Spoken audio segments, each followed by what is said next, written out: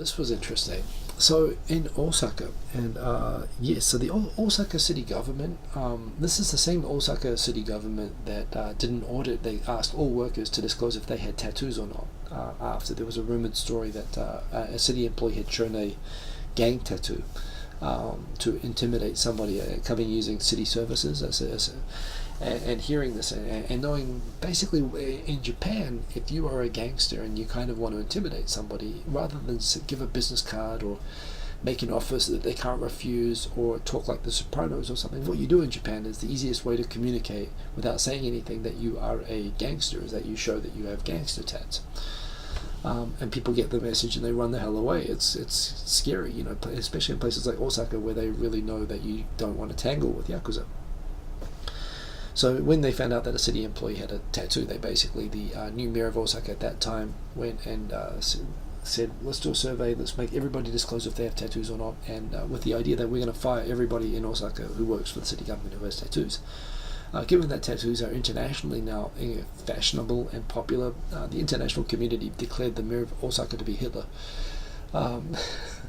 Probably, I can see it from both sides. People attacking the mayor probably didn't understand his concern about gangsters. At the same time, clearly the mayor didn't understand that there is a trend even among Japanese people to have tattoos for fashionable reasons, and it doesn't necessarily mean that they're gangsters. So the idea of doing this kind of audit is very World War II genocidal kind of behavior, and he was an extremely right-wing sort of a person. Well, the good news is that mayor's moved on, and Osaka has a new mayor, and that new mayor is basically, well, he wasn't directly involved in this with this at first, but what's happened is that in Osaka, the Osaka city-run subway has a company where basically they have among the employee rules about appearance and wearing the uniform and how to present yourself. They have it in the rules that you're not allowed to have facial hair. You have to be clean-shaven. Is in the rules, and there apparently was an employee, Eiji Kono, who basically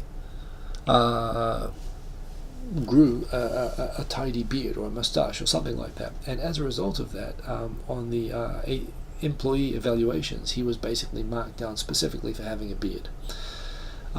He claimed this was a violation of his human rights. He took the Osaka government, which was his employee, to the local district court, and he won $4,000 US, 50,000, 500,000 yen in damages from the Osaka city government for having his human rights violated, for being evaluated poorly for having facial hair.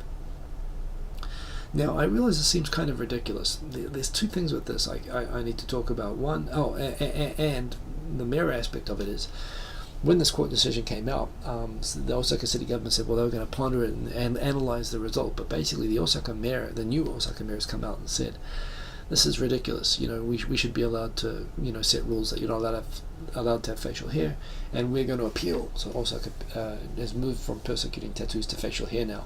So Tikyo-san, yeah, that's right. You should not go to Osaka like ever. Basically, they're going to pretty much outlaw every part of your body at some point.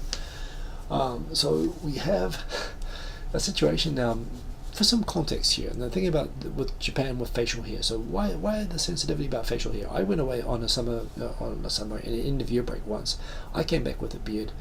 I wasn't told off by my boss, but there was a woman sitting next to me, a contract employee sitting next to me, who felt so outraged that I came back with a goatee that she said, "Don't think you can just grow facial hair because you're a gaijin."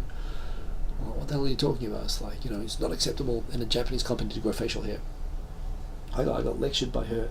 The story of this is, back in the Sengoku Jidai, back in the Warring States period, when, everyone in Japan, they had guns back in those days, like Chinese had guns before the West did, and they imported them into Japan. Japan was basically, like a bunch of warring different countries, and everybody looked as badass as possible in those days.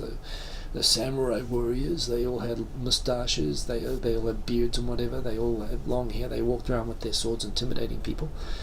And basically, when the country was unified during the Edo period, they were very adamant about not wanting to go back into this kind of feudal warring states period ever again, and so they put a lot of really oppressive measures in place to suppress the idea of Japan ever becoming like this warlord country ever again. So you weren't allowed to, basically they really restricted the who can carry swords, and strict rules about when you can take them out, like even if you carry a sword, if you're a samurai and you're allowed. drawing your sword had consequences. I've heard stories, which I'm not sure would be true, that if you ever drew your sword, you were required to use it, and or basically the act of drawing a sword would require you to commit ritual suicide after the fact, so it better be worth it. Other things that they did, they forbade people from traveling or moving outside of their villages, like China now, where you need permits to move around. The only times that you could leave your village was if for a pilgrimage. Another thing that they did in the Edo period, basically to suppress the testosterone-driven macho warlord tendencies that Japanese had, to suppress them, was they banned facial hair. Culturally, there was for hundreds of years in Japan, the shogunate banned, the Edo government banned facial hair.